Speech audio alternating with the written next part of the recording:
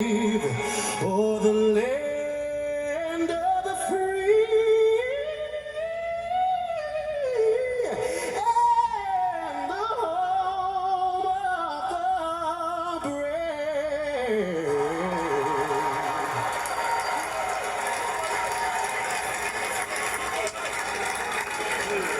Avery Wilson, everyone.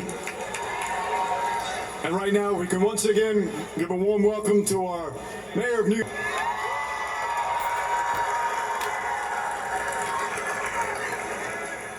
My fellow New Yorkers, for 53 long years we have watched and we have waited. We have watched from nosebleeds and through gritted teeth, on televisions in the windows of electronic stores, and from projectors balanced on fire escapes.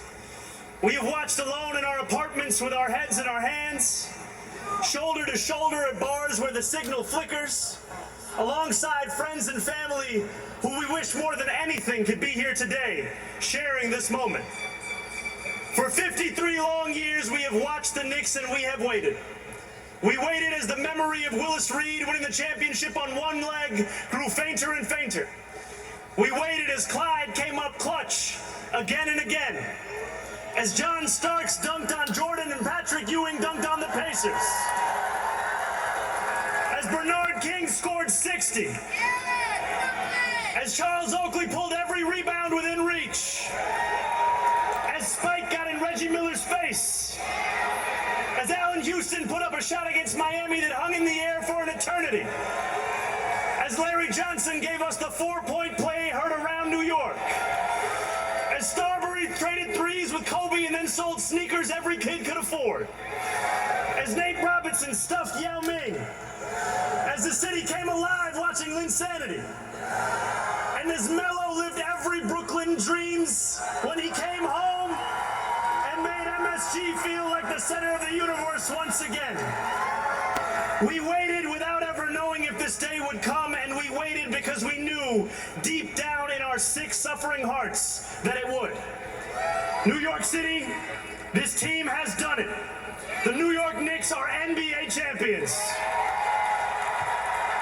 In 2011, I'm talking about Amari, who got this whole city fired up when he joined. And I'm talking about Jared Jeffries and Lance Thomas and Langston Galloway. Magical months in as long as any of us can remember.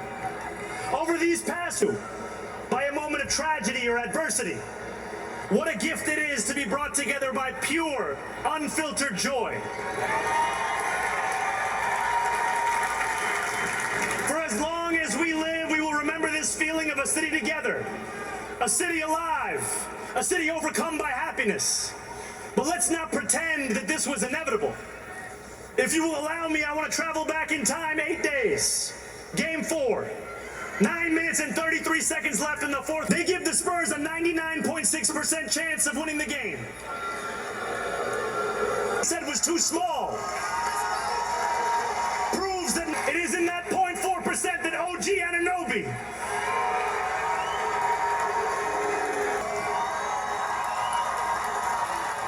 finds the strength to more. Son of Brooklyn and Queens can win for every one of the 5 boroughs. One and says, go get the tape.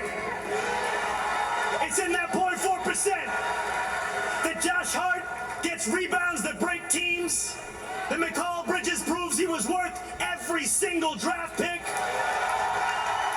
that every one of these 18 players transforms the franchise, that Mike Brown keeps this team believing. Most of all, it's in that 0.4% that the Knicks do what New Yorkers have always done when we are told something is impossible. We find a way. We win.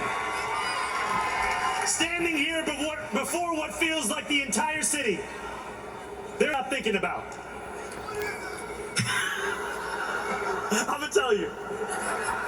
You are allowed to think about the worst possible scenario, but you gotta go out there and do something about it. When Jalen Brunson took that pay cut, my friends, that was doing something about it. Time after time, we thought about the worst possible scenario, and And time after time, the Knicks went out there and did something about it. The Knicks did not just win for New York City. They won like New York City. What is New York if not your back up against the wall? A dream that feels just out of reach. A rent payment you don't know how you'll ever make. What is New York if not 99.6% of the world stacked against you? And who are New Yorkers if not people who hear those odds? One last time, New York, say it with me. Knicks in! Knicks in! Knicks in! So much.